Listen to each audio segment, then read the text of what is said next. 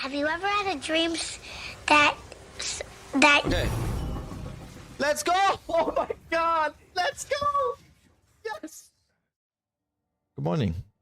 So in the recent patch 0.1.1, one of the biggest changes that I think so far went a little bit under the radar was the change to the Delirium leak mechanic and the Simulacrum pinnacle encounter.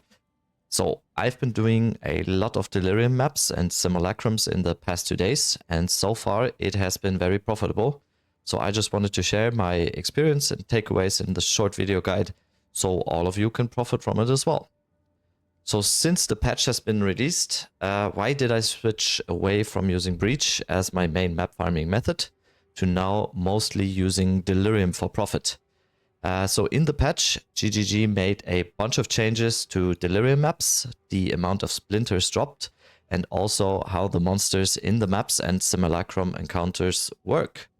Mainly the monster density of Delirium maps has increased, which in fact will logically increase the amount of splinters and general potency of your Delirium maps. The biggest change in my opinion though is that the Delirium monsters are now no longer untargetable during their emerge animation, which means it is far less likely you will get pushed into a corner by a bunch of monsters and basically die on the spot. This has made the Simulacrum encounter much easier in my opinion, but don't get me wrong, it is still definitely one of the hardest endgame activities right now. So let's first go over my strategy in making Delirium as efficient as possible and making as much currency with it as we can. So the first thing I wanted to go over is my atlas tree here. So this is basically the same atlas tree that I am using for basic mapping. So we are heavily leaning into increased quantity, increased rarity, rares with more modifiers. We are also going for increased potency of precursor tablets, waystones with more modifiers. The only thing I'm doing a little bit different than some people, I think at the time, I am currently experimenting a little bit with leaning a little bit into essences since the patch has dropped and a lot of people or more people have been crafting. Some of the essences, especially the valuable essences, greater essences, have been rising in prices. So I am currently just experimenting a little bit with getting essences on my maps. And yeah, so far it has been pretty good, I think. At least I am getting the essences on my maps. But yeah, I still need to be convinced that greater essences exist. So yeah, this is my atlas tree. It is the same for Delirium as it is mostly for what I'm generally doing while mapping. So going into the Delirium tree.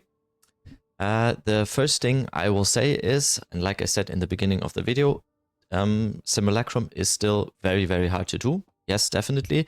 If you are able to do the first and the second tier, it will absolutely greatly increase your profitability and efficiency for Delirium maps because you can already choose the first 4 points.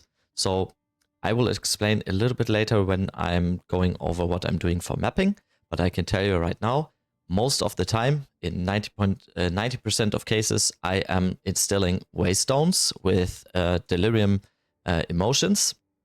So I don't really use any precursor tablets with Delirium. I just mainly go for the instilled emotions onto the waystones in order to get Delirious and in order to basically make every map a Delirium map. So that is why the first 2 points, if you are able to do it, can either go in these two.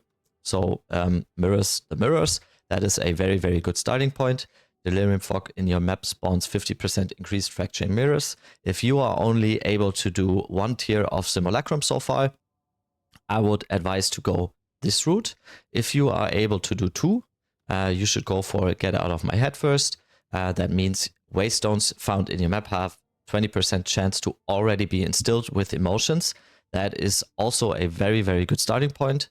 You will find waystones that already have some prefix modifiers of instilled emotions, and you can use them on your maps, and you can even juice them further in order to have very, very good Delirium instilled maps. If you're able to do the first 2 points, so going even a little bit higher on Simulacrum, I would go for this one as second or third in that case. That is, would you like to see my face? So Delirium Fog in your maps have doubled difficulty scaling with distance from the mirror. So the encounters do get a little bit harder. But also we get 100% increased stack size of Simulacrum splinters found from unique monsters in your maps. Sorry, non-unique monsters. So this is gonna heavily improve your profitability of doing Delirium maps, because you basically get double splinters.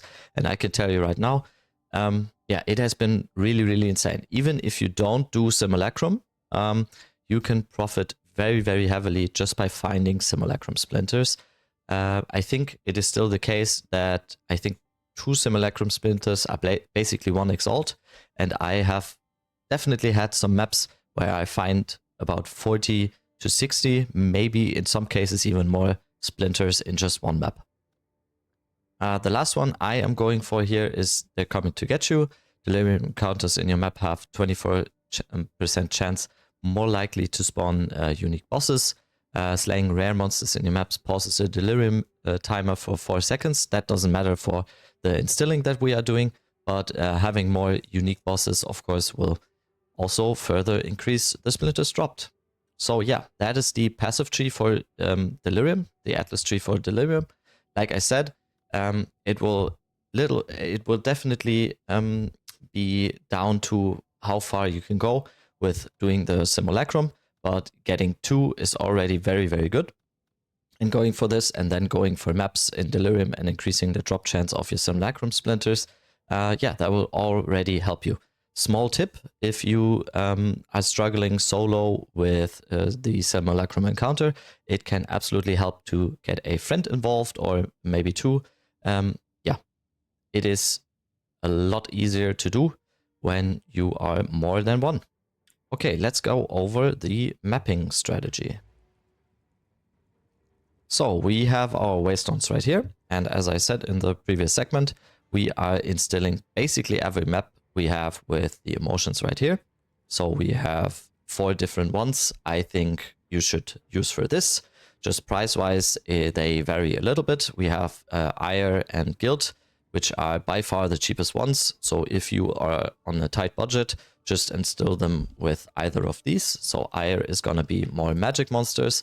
In my opinion, Guild is even a little bit better on the cheaper side, which is pack size. GGG already increased the monster density for Delirium, and with us further increasing the pack size, it just makes the Delirium maps much more potent.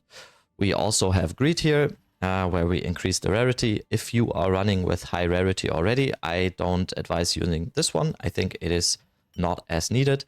In my opinion, the best one to do, which is a little bit more pricey though, is increased number of rare monsters here. This will heavily increase your chance of finding high tier currency and everything, just because we have more rare monsters. So let's instill this, and we have another Delirium map created here. So these ones I think are not T15, so they dropped. These 2 are not T15, so they dropped from another map. So they were already instilled with emotions. So you can see here increased pack size and rare monsters with an additional modifier. They can have basically all the rare emotions and yeah, the less rare as well. So that is completely random which ones they can have. So let's instill some more maps here. Let's go like this. More instilled. Let's go for one with a little bit with the cheap ones. So yeah, make sure when you are actually doing it, don't do it like me and just do it like fast like this. But yeah, always look for it. So let's go into the Atlas tree. Okay, my strategy for the past 2 days has been, like I said before, not using the Delirium precursor tablets, but rather choosing the maps with help of the towers with normal precursor tablets in order to increase quantity, in order to increase the amount of rare monsters, in order to increase everything on our maps. What I've been doing mainly today as well, though, is using ritual precursor tablets. So this way we can basically do 2 things at once. We get ritual on every map as well, and we get Delirium on every map as well.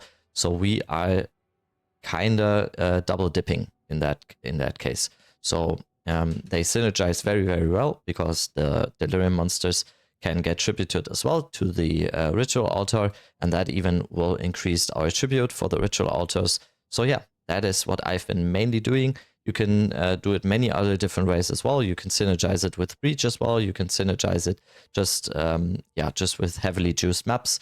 And you can, of course, also just go for the normal Delirium maps. But the way I've been doing it is mainly combining it with Ritual in order to have double chance, basically, of making currency every map with the Delirium, but also having the chance of the high tier items or the big ticket items that you get from Ritual, like Omens and the Audience of the King.